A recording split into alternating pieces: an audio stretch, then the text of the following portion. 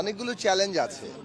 প্রথমত এই যে আজকে নির্বাচন হলো, সংসদ গঠিত হলো, একটা সরকার তৈরি হলো, এটা তো আসলে মুক্তিযুদ্ধ থেকে এ পর্যন্ত আমাদের দেশের মানুষের যে গণতন্ত্রের আকাঙ্ক্ষা এবং একটা ন্যায়ভিত্তিক সমাজ, একটা সুযোগের সমতা ভিত্তিক সমাজ, সেইটার যে আকাঙ্ক্ষা, সেই আকাঙ্ক্ষার দায় নিয়ে কিন্তু এই সংসদ গঠিত হয়েছে।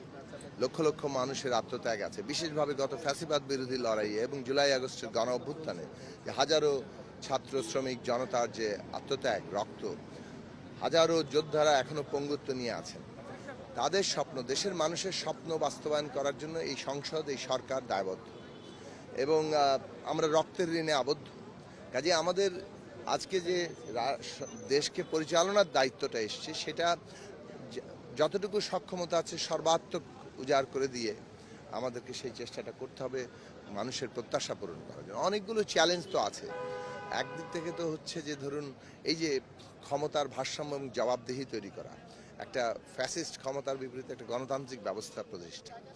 দ্বিতীয়ত তো হচ্ছে সমস্ত আপনার যেভাবে প্রতিষ্ঠানগুলোকে দলীয়করণ করা হয়েছিল, সেই দলীয়করণের হাত থেকে প্রতিষ্ঠানগুলোকে মানে পুনরুদ্ধার করা, তাকে তার মর্যাদায় প্রতিষ্ঠা করা এবং আজকে অর্থনীতি যে বিপর্যস্ত, লুটপাট, এখান থেকে অর্থনীতিকে একটা বাংলাদেশের বিকাশের জায়গাতে নিয়ে যাওয়া।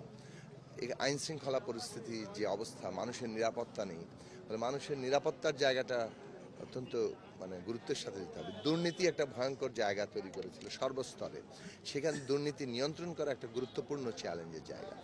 এবং সবচেয়ে বড় ব্যাপার হচ্ছে যে বৈষম্যহীন সমাজ একটা অঙ্গীকার, এবং সেই ক্ষেত্রে বৈষম্য যথাসম্ভব কমিয়ে আনা, এখানে খেটে খাওয়া মানুষের ন্যায্য হিস্সা তৈরি করা, আমাদের শ্রমিক, কৃষক, সমস্ত খেটে খাওয়া মানুষের ন্যায্য হিস্সা তৈরি করা, সর্বোপরি এই দেশে সকল পরিচয়ের মানুষের একটা অন্তর্ভুক্তিমূলক বাংলাদেশ তৈরি করা, তাদের নিরাপত্তা, তাদের সুরক্ষা।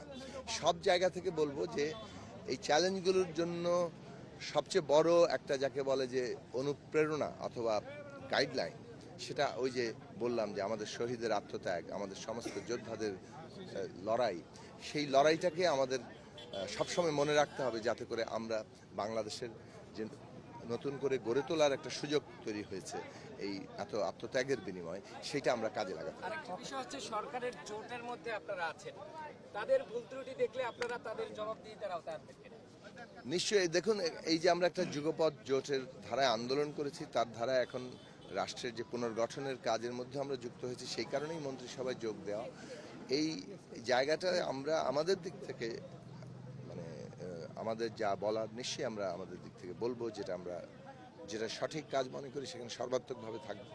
যেখানে আমাদের মতামত দেওয়ার আছে, যেটাকে সরকারকে সতর্ক করার ব্যাপার আছে, সেগুলো নিশ্চয়ই আমরা আমাদের ফোরামগুলোর মধ্যে দিয়ে নিশ্চয়ই কথা বলবো।